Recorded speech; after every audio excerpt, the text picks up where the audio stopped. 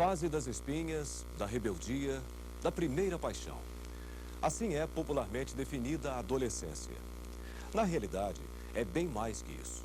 Mudanças físicas, psicológicas e emocionais importantes marcam a transição da infância à vida adulta.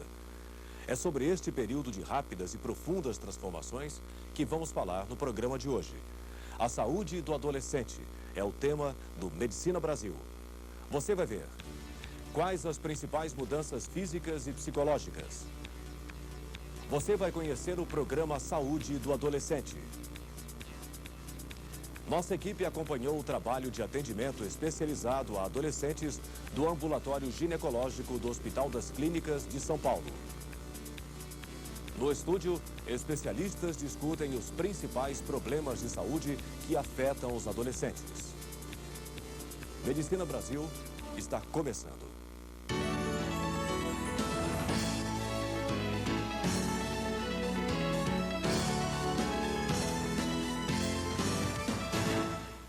Os adolescentes representam hoje cerca de 22% da população brasileira.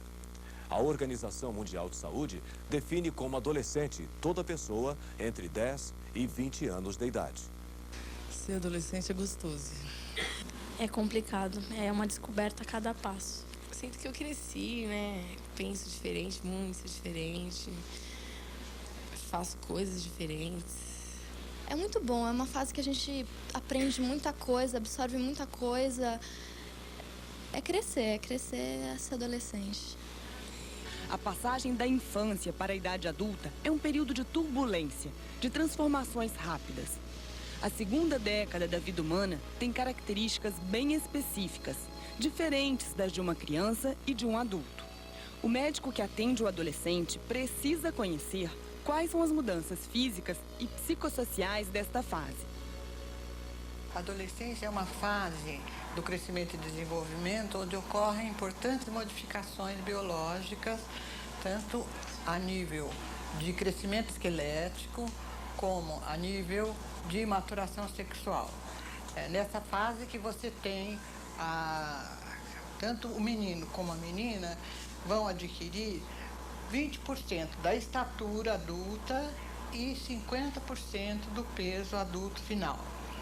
Essas modificações, elas dependem, sobretudo, das condições genéticas herdadas pelos adolescentes, né, que eles recebem dos cromossomas dos seus pais quando são gerados, e dos fatores ambientais, que podem interferir positiva ou negativamente no desenvolvimento do potencial genético que cada indivíduo traz consigo ao ser concebido. Essas modificações, na verdade, elas ocorrem em um espaço de tempo bastante variável dentro da normalidade. Em nenhuma outra fase do crescimento, como na adolescência, os parâmetros de normalidade podem ser tão amplos. Nós podemos ter, numa média, adolescentes femininas que iniciam a puberdade, que são os caracteres sexuais femininos, em torno de 9 até 13 anos na mulher e 10 até 14 anos no homem, sendo que em todas essas faixas etárias podem ser consideradas normais. Nesta fase do crescimento, a idade importante não é a idade cronológica, é a idade óssea. Quando você tem dúvidas sobre o crescimento em relação a um determinado indivíduo na fase de puberdade, um parâmetro importante de avaliação é o raio-x de punho, porque através dessa idade óssea você pode ter uma avaliação da normalidade, se está normal ou se não está normal. O crescimento esquelético, por sua vez, ele começa inicialmente nas porções distais do corpo. Primeiro crescem os pés, os membros e depois o tórax, tanto no homem como na mulher. Da mesma forma que também são os primeiros segmentos a deter o crescimento. Então você tem aceleração do crescimento e desaceleração. Todo o corpo muda. Você tem uma mudança tanto no tamanho dos ossos, como no ganho de massa muscular, como na disposição da gordura pelo corpo e também o aumento tanto do sistema respiratório como circulatório, o que vem caracterizar a maior força física do homem do que na mulher. Enquanto o homem ganha mais musculatura nessa fase, ele perde um pouco do tecido gorduroso, o que muitas vezes as pessoas dão um aspecto de que aquele adolescente está emagrecendo. Na verdade, ele está ganhando músculo e perdendo gordura. Por outro lado, a mulher, além dela crescer antes e desenvolver antes os seus caracteres sexuais femininos, ela também, para que ela detém esse crescimento antes. A mulher, primeiro, ela cresce para depois menstruar. Por quê? Porque o desenvolvimento da maturação sexual, tanto do homem como na mulher, ele se dá por uma modificação na sensibilidade do eixo hipotálamo, hipófise e gônadas, que passa a produzir gonadotrofinas que vão estimular o crescimento na mulher dos ovários e das gônadas da mulher, dos ovários e no menino os testículos. Quando você percebe que os testículos estão iniciando o crescimento, então ele vai iniciar a sua puberdade. Por quê? Porque o hormônio masculino é produzido dentro do testículo. E é ele, a testosterona, que vai levar o masculino a se desenvolver, tanto no crescimento físico, esquelético, muscular, como também no seu desenvolvimento dos caracteres sexuais secundários, que são o testículo, o pênis, os pelos pubianos, axilares, a barba. Todos esses caracteres, eles podem ser perfeitamente avaliados através de critérios que foram estagiados por Tanner.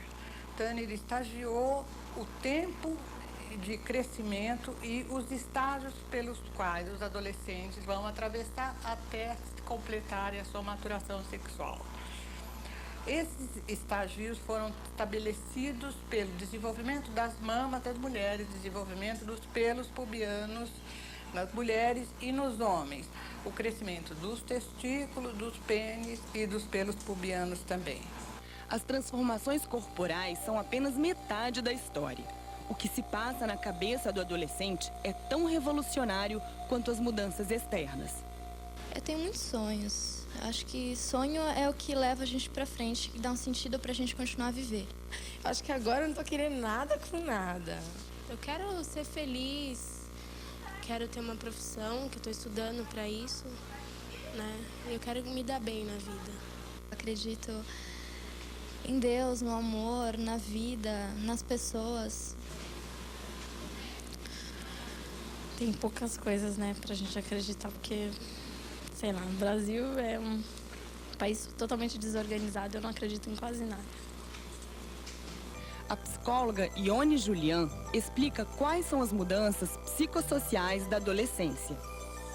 Este mundo novo que ele vai estar recebendo, tanto de fora quanto internamente, que vai surgindo dentro dele, é o que provoca essas mudanças, tá? Provoca um conflito, provoca uma sensação de mal-estar.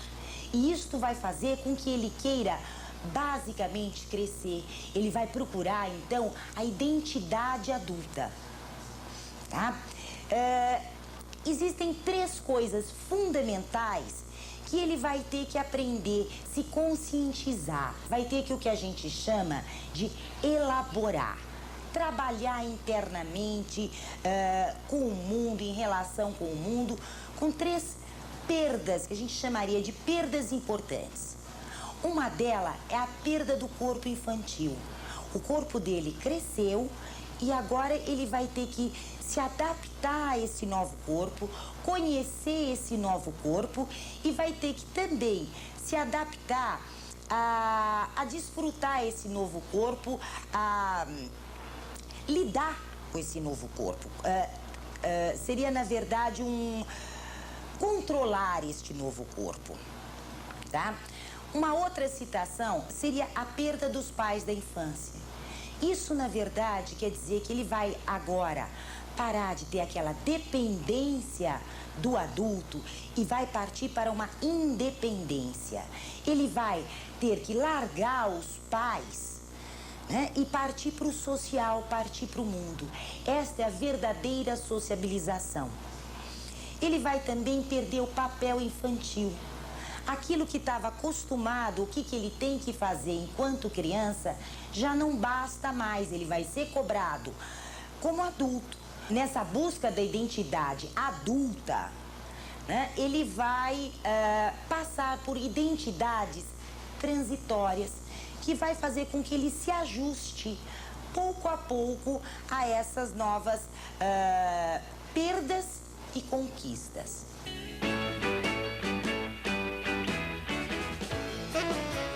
Seria, na verdade, ele ter o conhecimento de si mesmo, partir para conhecer a si mesmo e na tentativa de conhecer o outro. Nessa etapa é extremamente importante o grupo social que ele está. Aquele estar junto com os outros adolescentes é o que leva o adolescente nesta transição.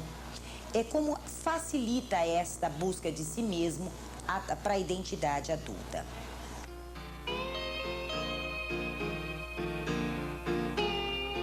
Existe também uma grande necessidade de fantasiar, de intelectualizar. A gente vê bem isso nos nossos adolescentes, que têm grandes planos, grandes coisas na cabeça. Porque isso é a forma que ele tem de contextualizar o mundo lá fora, de saber como é que é, de vivência. A vivência não pode ser tida de repente fisicamente, então ele tem que fazer isso mentalmente.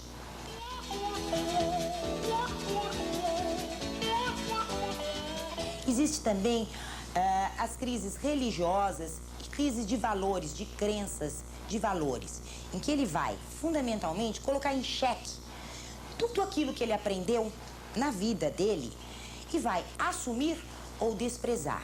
E ele é extremamente ferrenho nisso. Quando ele entra nessa, ele entra pra valer, com toda a força que o adolescente tem.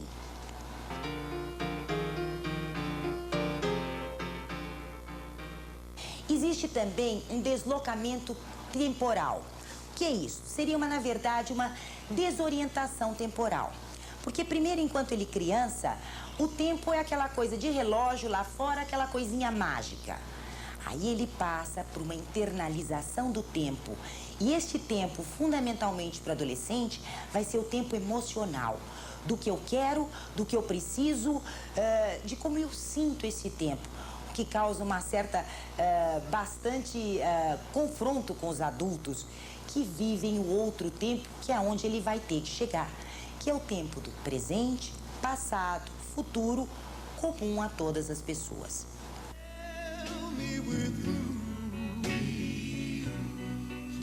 Ele vai também partir para a evolução sexual. Primeiro, de um autoerotismo para um heteroerotismo. Então é a época que a gente vai ver, da criança até agora, a época da masturbação, em termos de conhecimento, do prazer, de uma série de coisas. Depois ele vai partir, mesmo dentro, vai se transformando isso numa aprendizagem lúdica. Primeiro do próprio corpo, depois do corpo do prazer. Para chegar numa sexualidade responsável. E essa sexualidade responsável, bendito, é fundamental a gente entender qual é a cultura que esse adolescente está inserido, que ela vai diferenciar bastante em função da cultura.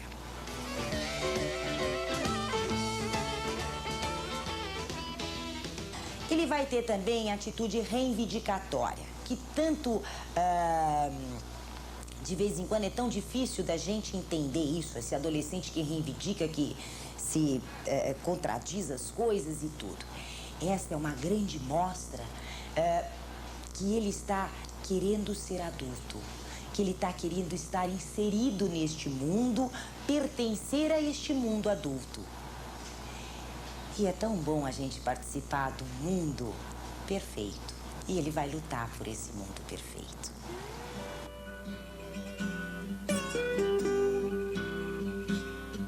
Frente a tudo isso, ele tem uma outra característica, que são as contradições sucessivas. É lógico, ele vive num mundo de contradições, de ser adulto, de ser criança, de concordar com isso, com aquilo. E ele responde sadiamente a cada uma dessas situações como a ele se apresentam. O que pra gente parece muito confuso. Mas acontece que esse é o mundo confuso que ele vive. E ele sadiamente está respondendo a isso. Como é, uma hora é criança, uma hora é adulto, uma hora é responsável, outra hora não é, uma hora... Enfim, é extremamente contraditório.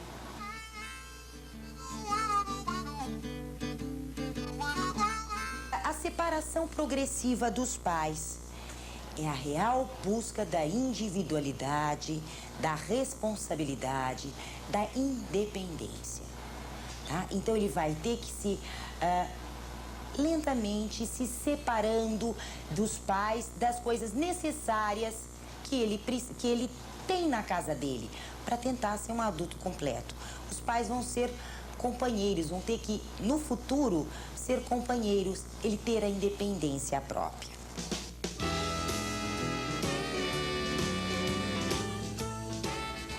Afinal de contas, se a gente pensar nesse mundo tão contraditório que ele vive, com tantas coisas, tantas perdas, tantas conquistas que ele vai ter no mundo, tantas exigências que ele tem, tanto de si mesmo como do mundo de fora, tudo isso que ele vai estar vivendo, isso causa, na verdade, uma euforia, uma coisa que mal se aguentar. Então, cada conquista é vivida como uma forma maravilhosa. Esse conquistar é um conquistar maravilhoso, é um troféu maravilhoso. Por outro lado, as perdas, as coisas tristes que ele não consegue, com que ele se preocupam, causam uma tristeza, causa uma sensação de pena, enfim, de tudo. Então ele vai oscilar bastante frente a esse mundo, assim como ele está oscilando, como tudo está oscilando em volta dele, o humor dele também vai estar oscilando. No próximo bloco, você vai conhecer o trabalho do programa Saúde do Adolescente de São Paulo. Medicina Brasil, volta já.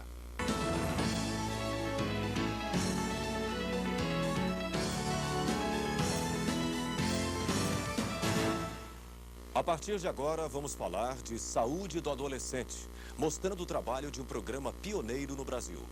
O PROSAD, Programa Saúde do Adolescente, foi criado há 12 anos em São Paulo. A rede pública do estado uniu forças para iniciar o programa, que realiza um atendimento específico à saúde do adolescente. O PROSAD teve o reconhecimento do Ministério da Saúde e hoje é adotado em 27 estados brasileiros. O programa é realizado em 112 postos de saúde com equipes capacitadas no atendimento ao adolescente. O PROSAD conta também com o apoio científico de diversas universidades do estado de São Paulo. A proposta é oferecer um atendimento global ao adolescente. As especificidades começam pelo exame clínico. Quem explica é a coordenadora do programa, a doutora Albertina Takeuchi. O médico que lida com o adolescente, ele precisa fazer clínica, a clínica geral do adolescente. E mais do que isso, ele precisa também saber das particularidades do exame de ginecologia ou, se for no caso do menino, do exame de urologia. Os recursos são muito poucos. É preciso que o adolescente seja sentido. O médico precisa estar atento e precisa ouvir e acolher o adolescente. Mais do que recursos sofisticados que nós possamos imaginar, mais do que exames sofisticados, o olhar do médico, o ouvir do médico, o sentir, o palpar, toda a propedêutica médica precisa ser retomada no exame de abordagem ao adolescente. Doutora Albertina explica como fazer uma anamnese eficaz quando se trata de um adolescente. Nós aprendemos na faculdade a ter um roteiro. O roteiro é baseado na doença. Quando aconteceu essa doença, há quanto tempo, o que você sentiu. Isso chama a história da doença, os sintomas que envolvem. E o adolescente, ele precisa contar da história da vida. E é a história, então, da saúde dele, o que ele sente, as suas emoções, as suas expectativas e as suas preocupações com o que ele está sentindo. Isso é importante porque o adolescente, ele sentindo essa relação médico-paciente, ele pode contar o que envolve o quadro. É importante que o médico não se prenda ao roteiro tradicional. É preciso que ele faça um quadro geral e que, principalmente, olhe o adolescente. O adolescente se sente inseguro se for anotado em todas as etapas o que ele está falando. Ele se sente quase que vigiado. O exame físico deve ser geral e específico. É importante que o peso, a altura, a pele, o cabelo, todo o exame geral, ele precisa ser feito. E depois o exame específico, que no caso, o exame ginecológico. O adolescente se sente profundamente seguro por quando ele é informado do seu peso, da sua altura, da sua pressão. Então, ele precisa ser visto como um todo, porque ele tem dificuldade até de saber se, de repente, a espinha que ele tem é de um especialista, de um dermatologista. A gravidez precoce é considerada hoje no Brasil um problema de saúde pública. Apesar de meios eficazes de contracepção, as adolescentes são responsáveis por 1/4 de todos os partos realizados no Sistema Único de Saúde.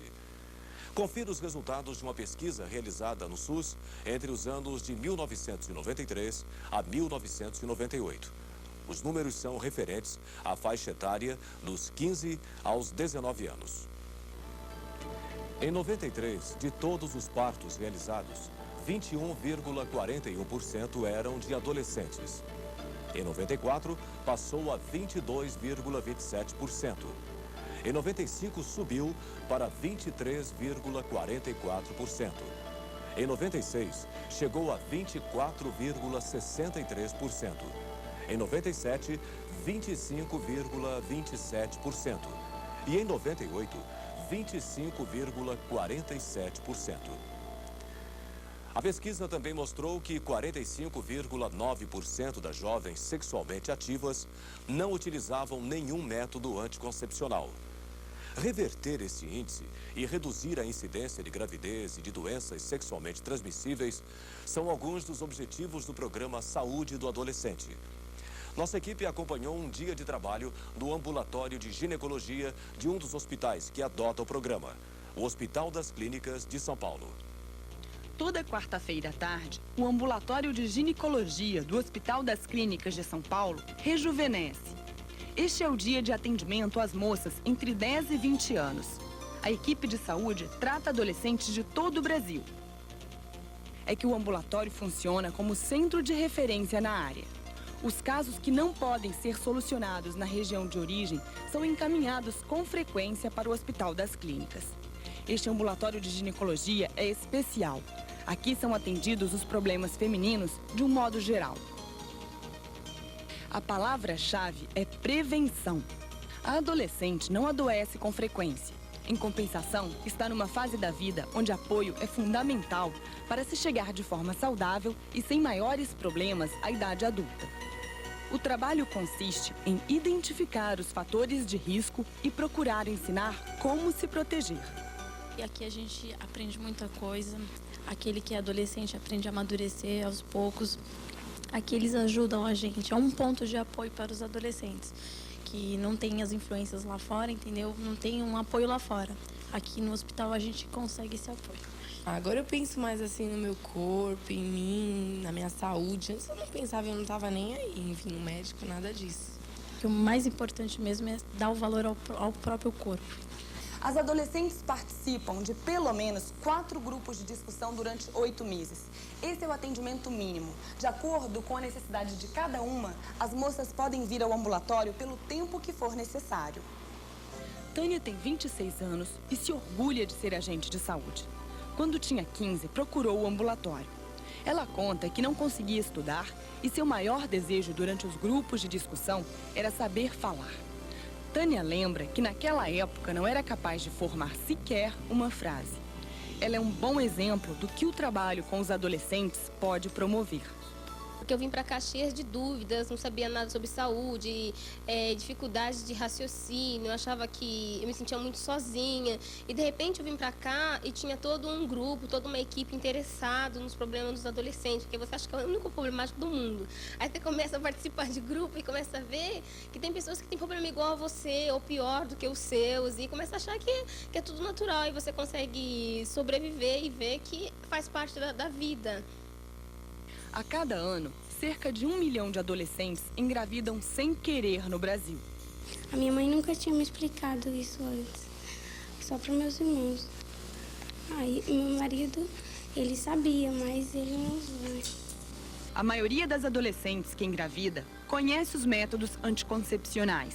Acontece que o sexo não é discutido abertamente pela sociedade. Por isso, os adolescentes entendem que o ato sexual é imoral e não o planejam com antecedência.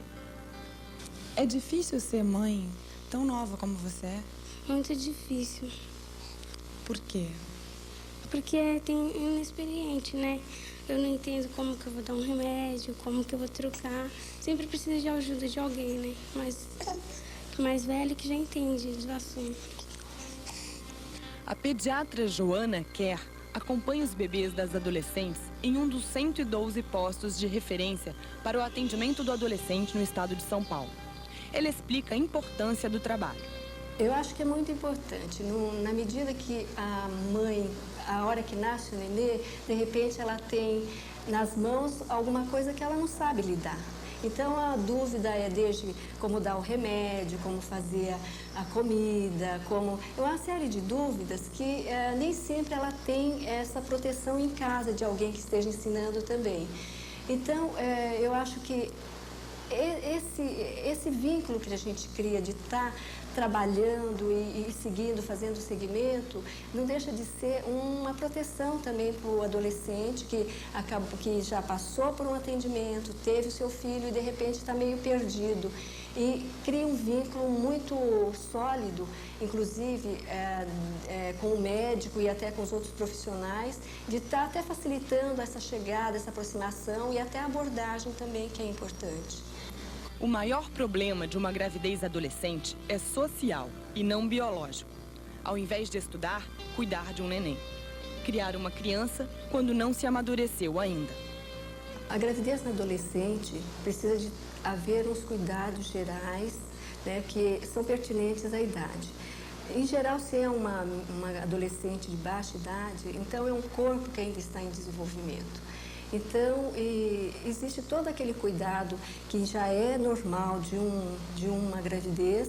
Então, a gente também tem que estar muito atenta, porque é um organismo que às vezes nem estava preparado para estar passando por essa modificação toda. Mas, ao mesmo tempo, a gente percebe que se fazendo um pré-natal bem acompanhado e que haja uma boa aderência da adolescente, a gente tem bons resultados. Eu tenho feito um trabalho de acompanhamento com os bebês e aqui na Casa do Adolescente a gente faz um acompanhamento até 2 anos. E o que a gente tem percebido, então os números mostram que nós temos tido adolescentes tendo parto normal em média de 71%, cesariana cerca de 20%, fórceps 7,7%. E o peso e a altura dos bebês bem compatíveis com a normalidade.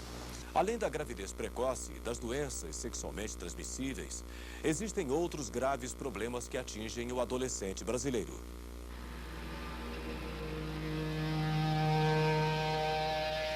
Dados do Ministério da Saúde comprovam que as principais causas de mortalidade na adolescência são externas, como acidente de trânsito, homicídios e suicídios.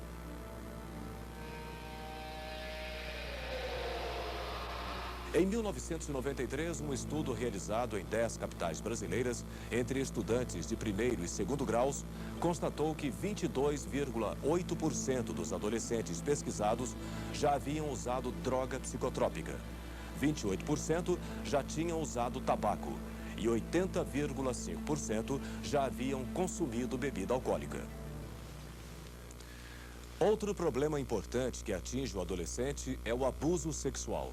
Além das consequências orgânicas, o adolescente é afetado psicologicamente, podendo ter dificuldades na área afetiva, na sexualidade e na socialização. Em São Paulo, uma iniciativa do Programa Saúde do Adolescente é o projeto de assistência às vítimas de abuso sexual. Veja a reportagem. Em 1995, o pronto-socorro do Hospital das Clínicas de São Paulo registrou apenas 15 casos de abuso sexual. Dr. Diego era o responsável pelo atendimento às vítimas. Ele suspeitava que os números não correspondiam à realidade. A suspeita se confirmou através de um levantamento feito junto ao IML. No mesmo ano, foram notificados 2.400 casos de abuso sexual. Dr. Diego concluiu que o número de vítimas atendidas no hospital era muito menor do que os do IML, porque as pessoas se intimidavam com a estrutura do hospital e não procuravam ajuda caso não fosse extremamente necessário. Por isso, em 1996, foi criado o Programa de Assistência às Vítimas de Abusos Sexuais em um centro de saúde da USP. No atendimento às vítimas de abuso sexual, só se pede para a pessoa falar sobre o que aconteceu uma única vez. É na chegada, no atendimento com a assistente social. A partir daí, a equipe de saúde trata da pessoa, sem ficar perguntando para ela sobre o trauma. A questão do abuso, a questão do trauma é o ponto mais nevrálgico do nosso atendimento. Ou seja, a pessoa que nos procura, ela quer que nós tratemos algo que dói muito, mas não quer que nós coloquemos o nosso dedo na sua ferida. Essa ferida tem que ser tratada, é claro, mas sem a nossa intervenção direta.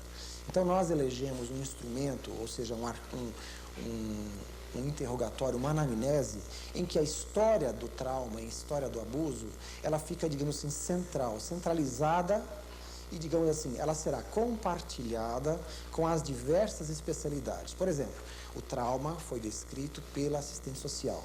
Ponto. Eu, quando for atendê-la, não vou ficar perguntando novamente detalhes do como aconteceu, se foi assim ou se foi daquele outro jeito. Então é importante que não se toque novamente nisso aqui. Nós percebemos uma mudança, por exemplo, quando nós tínhamos aquele atendimento habitual, em que a todo momento nós pedíamos informações de como foi o trauma, a vítima vinha 2, 3 vezes e não vinha mais, porque era muita sobrecarga, é muito sofrimento. Depois que nós mudamos essa nossa postura para essa colocação do trauma como uma figura que não é tocada a todo momento, nós percebemos um retorno muito maior e uma aderência melhor ao tratamento. Dr. Diego explica quais medidas de ordem médica devem ser tomadas nos casos de abuso sexual. O primeiro, o mais importante, é a profilaxia das gestações, ou seja, a contracepção emergencial. A contracepção emergencial te dá uma segurança de não engravidar em cerca de 95% dos casos, se for usada em até 24 horas. Utiliza-se para isso as pílulas convencionais de média dosagem, um comprimido a cada 12 horas, um único dia, com excelentes resultados. O segundo é a profilaxia das doenças sexualmente transmissíveis bacterianas. Para essa finalidade, nós usaríamos uma associação de ceftriaxone intramuscular 1 grama, azitromicina e metronidazol. Esses 3 medicamentos, esses 3 antibióticos, dão uma cobertura de prevenção muito ampla. Em relação à hepatite B, que é uma outra circunstância importante, é necessário que nós façamos primeiro a gama-globulina hiperimune contra a hepatite B, associada no mesmo ato, se a pessoa já não é vacinada, contra a hepatite B. Uma vacina num grupo muscular e no outro grupo muscular a gama-globulina hiperimune. E a questão polêmica da profilaxia pós-infecção pelo HIV.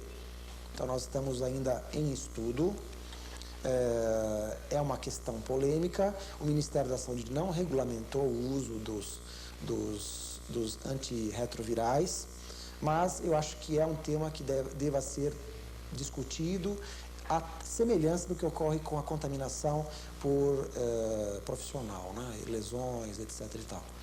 A maior prova da eficácia do programa é dada pelos números.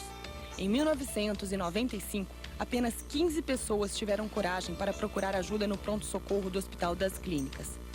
Desde que foi criado, em 1996, o Centro de Saúde atende todos os anos 2.500 vítimas de abuso sexual. A saúde do adolescente é o tema do debate que você assiste a seguir. Medicina Brasil volta num instante.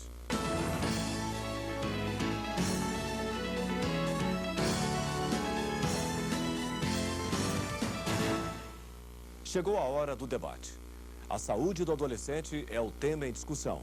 A coordenação é da doutora Albertina Takeuchi, ginecologista, obstetra e coordenadora do Programa Saúde do Adolescente da Secretaria de Saúde do Estado de São Paulo. Estamos aqui para discutir os problemas mais frequentes encontrados no atendimento ao adolescente e à adolescente. Estão conosco o Dr. Shafi Abdushi, que é urologista e psicanalista do Programa de Atenção Integral à Adolescência do Estado de São Paulo, e a doutora Cristina Maria Duarte, que é pós-graduanda da Faculdade de Medicina do ABC e da Casa do Adolescente do Estado de São Paulo. Doutor Shafi, o que nós devemos ter em termos de alerta em relação ao atendimento do adolescente masculino? Nós devemos estar atentos à anatomia, no exame do menino, à anatomia do genital. Tamanho do genital, se é próprio para a idade, dos testículos, se eles estão sendo de acordo com a idade, a higienização dos testículos, do pênis, dos testículos, que muitas vezes o menino não dá muita importância à sua higiene pessoal. Isso pode causar algumas inflamações do pênis. Com relação ao testículo, nós devemos estar atentos aos tumores, às nodulações e à presença do testículo na bolsa. Seriam as coisas que nós deveremos estar sempre atentos num primeiro exame. E o tamanho do pênis preocupa muito os adolescentes? Sim, o problema do pênis é uma preocupação não só do adolescente, como muitas vezes dos pais. Principalmente nos meninos mais gordinhos, onde o panículo adiposo dá a impressão de que o pênis é menor. Mas essa é uma preocupação tanto dos meninos quanto das mães dos meninos. E em relação às questões sexuais, o menino fala dos medos sexuais? Muitas vezes ele tem dificuldade, mas quando o vínculo é estabelecido, ele começa a falar, principalmente daquilo que chamamos de ejaculação precoce, que é muito natural nessa fase da idade. A dúvida quanto ao excesso de masturbação, né? Eles ficam muito preocupados, que às vezes masturbam-se mais de uma vez por dia e ficam muito preocupados se isto é normal, se isso vai lhe causar algum problema. É muito difícil, precisa de uma preparação muito especial para o médico, digamos, não especializado atender o menino adolescente? Não. Essas questões a gente aprende na faculdade, né? A anatomia e o exame clínico do genital masculino. Doutora Cristina, o que chama atenção? Quais são os problemas mais frequentes da mulher adolescente? Bem, uma das principais queixas, né, das adolescentes é em relação às dúvidas em relação à sua altura, ao seu peso, ao nível de desenvolvimento, ao grau de desenvolvimento que ela se encontra. Então, a adolescente muitas vezes chega achando que vai ficar baixa, ou que está com peso acima da normalidade, e uma certa ansiedade em relação à normalidade de seus órgãos genitais externos, né? Então, isso é uma coisa que a gente observa bastante. Em relação às patologias, nós vamos observar que um grande número das adolescentes, mais de 40%, chega com queixa de corrimento, né? Nós vamos aí ter os corrimentos tanto a nível de bactérias inespecíficas, como os por Gardnerella, por tricomonas, por cândida, por hemófilos, e particularmente nós vamos ter dentro das DSTs hoje aumentado a quantidade de adolescentes que apresentam o condiloma combinado, né? O HPV. Daí a importância de se realizar, por exemplo, um Papa Nicolau de rotina nessas adolescentes. Os problemas de mama preocupam as adolescentes? Sem dúvida. As adolescentes têm uma certa ansiedade em relação ao tamanho da mama principalmente nas mais jovens ou nas que ainda não conseguiram o grau de desenvolvimento de Turner 5, né? Ou ainda as adolescentes que tiveram ou têm uma hipertrofia mamária, uma assimetria mamária e uma pequena porcentagem de adolescentes que apresentam nódulos de mama, com fantasias em relação às neoplasias, aos cânceres e à morte. E a menstruação? A menstruação, vamos dizer que seria o terceiro...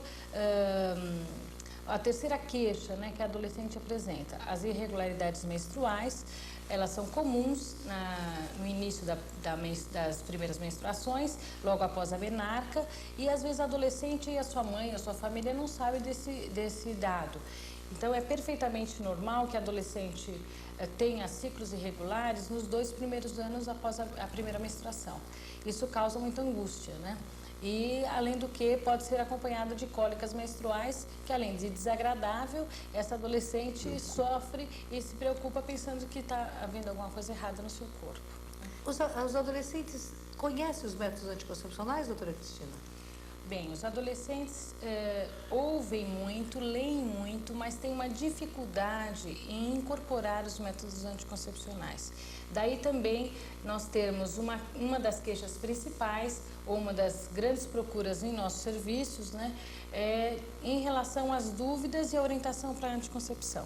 Então, muitas vezes a adolescente ela tem uma dificuldade de aprender aquilo que ouviu ou tem uma dificuldade no uso desse método e acaba não utilizando nenhum.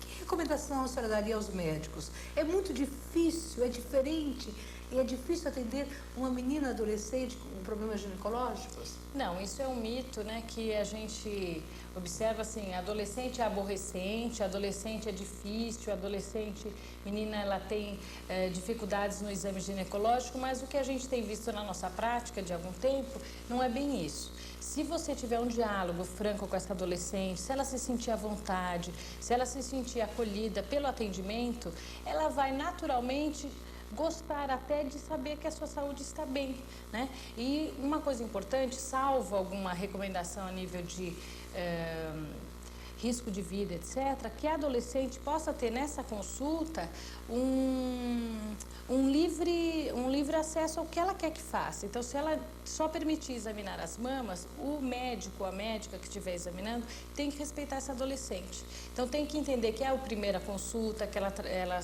chega muitas vezes cheia de medos, de dúvidas, né? Que o exame é um exame doloroso, que é um exame que vergonha, né? Então, se você conversa com essa adolescente, ela vai se sentir mais à vontade e, naturalmente, vai deixar você examinar. Então, acho que o segredo é esse, deixar a adolescente à vontade, né? Doutor Chafi, como é que nós vamos fazer para que os médicos, às vezes, têm dificuldade de lidar com o homem adolescente? Que recomendação você faria aos médicos? Pegando o gancho da doutora Cristina, é deixá-lo à vontade, né? Não forçar nenhuma situação, procurar perguntar das suas dúvidas, perguntar dos seus medos e estabelecendo o vínculo lentamente. Às vezes não é na primeira consulta, mas se pôr à disposição dele para que qualquer dúvida ele possa procurar-nos. E ele vem procurando. E o diagnóstico, doutora Cristina? Como falar de um diagnóstico? Às vezes a doença da palavra é muito frequente. Que recomendação a senhora falaria em termos de como dar o diagnóstico para uma adolescente? Bom, eu acho que você falou uma coisa muito importante, doutora Albertina, que é em relação à doença da palavra, né? Como que você vai transmitir para aquela adolescente o que ela tem, né? Acho que a parte educativa, ela compõe a questão da consulta, né? Então, quando você explica para essa adolescente que ela tem uma bactéria ou que ela tem um fungo que vai ser tratado e que pode vir a ficar normal, sem nenhuma patologia, para ela é mais fácil do que apenas você dar nomes, cistos, policísticos, um nome de uma bactéria complicados, que façam com que essa adolescente saia da consulta ansiosa e com medo de ter alguma coisa grave. Então, muitas vezes ela já chega já ansiosa e você contribui para que ela saia duplamente ansiosa, né? Então, acho que conversando e deixando ela perguntar à vontade. E os limites, doutora Cristina? Chega um momento que o médico não sabe o diagnóstico. É preciso estar atento aos limites, até onde podemos atender e ter uma referência, encaminhar, ou a onipotência do médico às vezes pode prejudicar? Sem dúvida, eu acho que, ainda mais agora que nós estamos vivendo a era, né, da informática, da globalização, acho que é importante que se veja sempre o atendimento de uma forma global ou de uma forma interrelacionada. Se você tem uma dificuldade de diagnóstico ou por um problema de sua formação pessoal ou por um problema de dificuldade diagnóstica de algum exame naquela unidade de saúde, você deve encaminhar e referendar esse adolescente, essa adolescente para um outro serviço que possa conter esse grau de complexidade necessário, né? E não ter medo ou vergonha de comunicar com outro profissional ou outros profissionais de outras áreas, porque não precisa ser só da área médica, pode ser que você precise de uma ajuda, uma orientação de um psicólogo, uma orientação, um interrelacionamento com uma educadora, com um serviço social, uma fono, por que não? Finalizando, nesses 12 anos nós tivemos os problemas mais frequentes encontrados foram os problemas odontológicos, ginecológicos, gravidez em 25% das adolescentes que procuraram serviços, tivemos problemas psicológicos, familiares, problemas ortopédicos, urológicos, acidentes de trabalho e doenças sexualmente transmissíveis. E, com certeza, os problemas de crescimento e desenvolvimento e problemas dermatológicos. Mas o que nós percebemos? A importância do autocuidado. Na verdade, a autoestima e a autoimagem são fundamentais para que o adolescente saia das situações de risco e possa encontrar na consulta médica, na consulta multiprofissional, fatores de proteção para que ele exerça o seu papel de cidadão e tenha um projeto de futuro. Gostaria de agradecer a participação do Dr. Chafi e agradecer à doutora Cristina Maria Duarte pela sua participação também. Medicina Brasil acaba aqui com a certeza de ter levado até você educação médica continuada de qualidade. Medicina Brasil. Prestigie mais esta iniciativa do Conselho Federal de Medicina. Até a próxima.